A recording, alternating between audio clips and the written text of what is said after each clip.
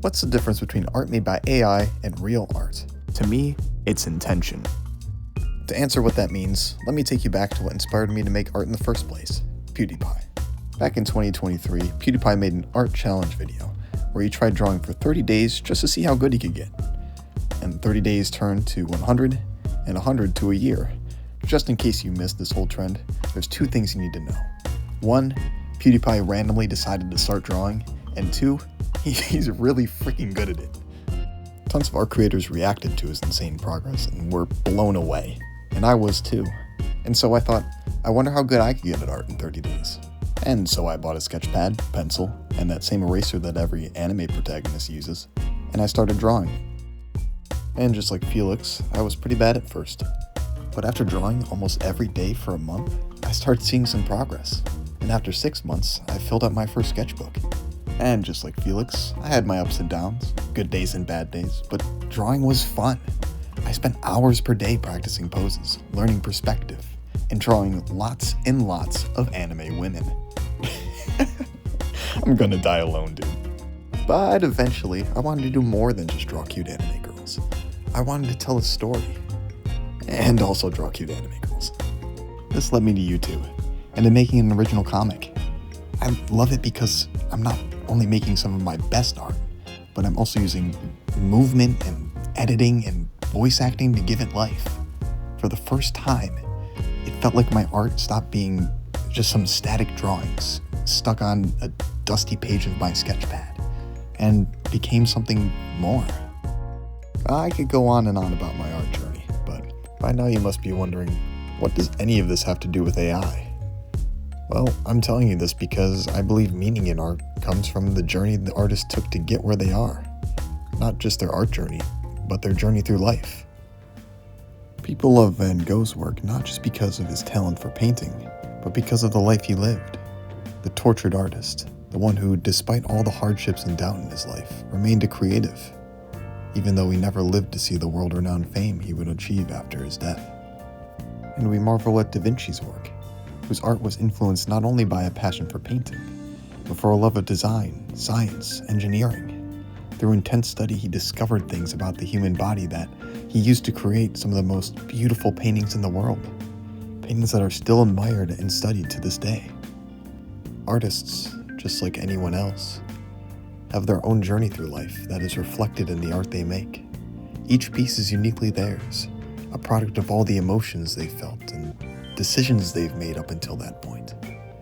No two people have the exact same experience, and so no human artist will create the exact same art. But this, to me, is where AI falls short. Let's do a little challenge. My art versus AI art. In the backgrounds, this whole time, I've been drawing a simple scene, a girl underwater. This whole piece took me around 6 hours to make, but you could argue that this art took me a year and a half to make, from the start of my art journey until now. But using some basic prompts in ChatGPT and Gemini, the AI managed to make these images in seconds. Think about that for a second. I spent over a year learning how to draw, just for AI to make something just as good, all while I was sitting on the toilet. But just because it was quick, does that make it better? Well, there were a few mistakes. ChatGPT's had a very long pinky finger, while Gemini's had a fish that is fused with a bubble. Admittedly, I am a little biased, but I still prefer my own human art. Every stroke has intention. It has the same floating and curly hair that I learned studying a One Punch Man drawing. The same stoic expression that PewDiePie uses in his art. And it's in an anime style, because I've watched and loved anime for years. And that's something that can't be copied by something that doesn't know the difference between a fish and a bubble. I don't know what the future will hold. Will AI become sentient? Sentient enough to have its own emotions and artistic vision? I'm not sure, but despite how dystopian things seem right now, I think there's still reason to be optimistic. In my mind, the best outcome would be AI enhancing the creativity of humans, not replacing it altogether. Something like what Vidal has done with Neurosama. Which, in case you're not familiar, this is Neurosama, an AI VTuber.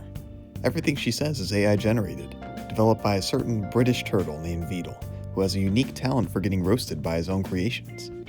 I feel like I need to cause some drama. Vito, I heard you're dating a minor. It's all AI, yet the amount of effort Vito puts into his gaming streams, his concerts, original music, gives the content intention. It's not effortless AI slop, but someone with a creative idea using new technology to make something straight out of a sci-fi movie. And even though she's AI, Neuro hasn't really replaced any real streamers. In fact, she's collabed with dozens of streamers, making, in my opinion, some of the funniest content out there right now. That's why I'm willing to bet that AI will never fully replace human art.